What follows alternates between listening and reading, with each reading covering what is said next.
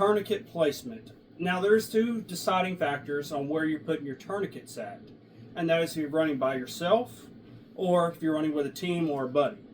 Now let's get into the solo part of this.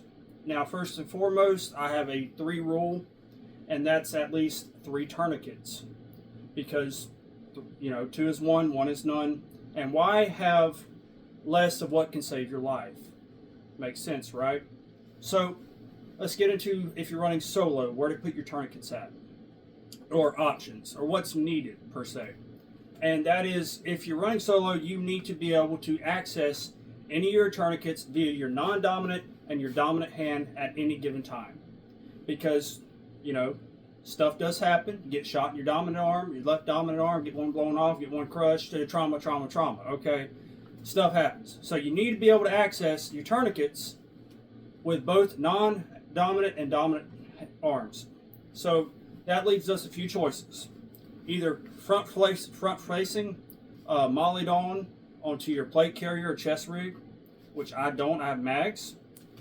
Or you can have basically elastic pouches that can go underneath your shoulder pads on your chest rig or your kit. Or you have options that can molly directly onto your shoulder pads if they have molly.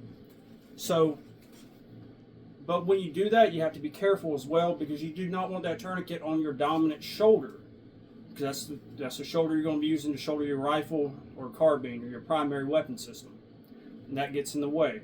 So put it on your non-dominant shoulder. Now, I know I'm throwing a lot of dominant, non-dominant terms out. Don't get confused, bear with me. That being said, I can grab this tourniquet with my dominant arm and non-dominant arm and yank it out if I need to. So either front or on your non-dominant shoulder pad.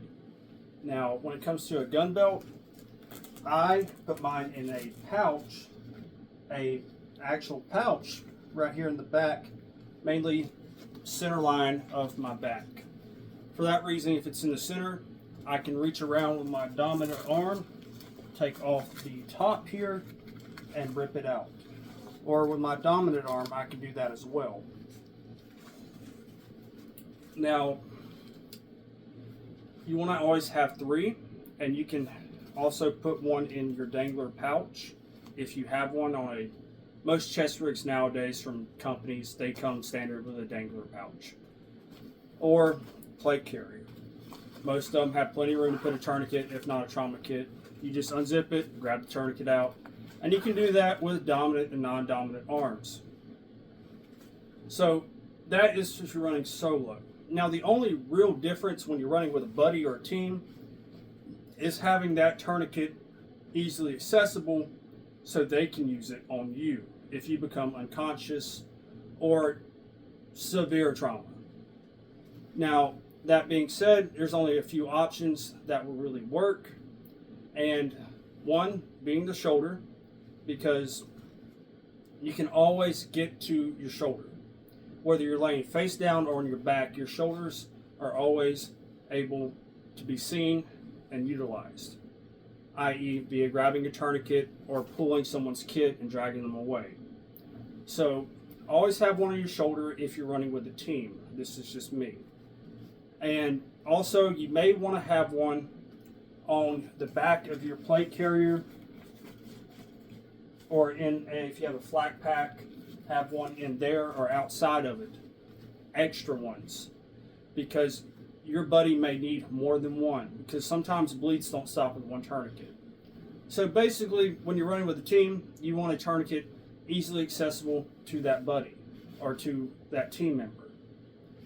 And on top of that, you want to have extra, in my opinion, more than 3. I don't, because, well, I live by myself. I don't have a community. I don't have people to go goon with, before they took that term from us. But so I'll only run 3. But if you're running with a team, like in the Marine Corps, I ran 4. I had 4 of them because I had to use one time, and I'm just glad I had a lot of them. That's all I'm going to say. Okay, so all that being said, is tourniquets, guys. If you don't have one, get one. And make sure they're not cheap. Get a Cat 4 from Rhino Rescue.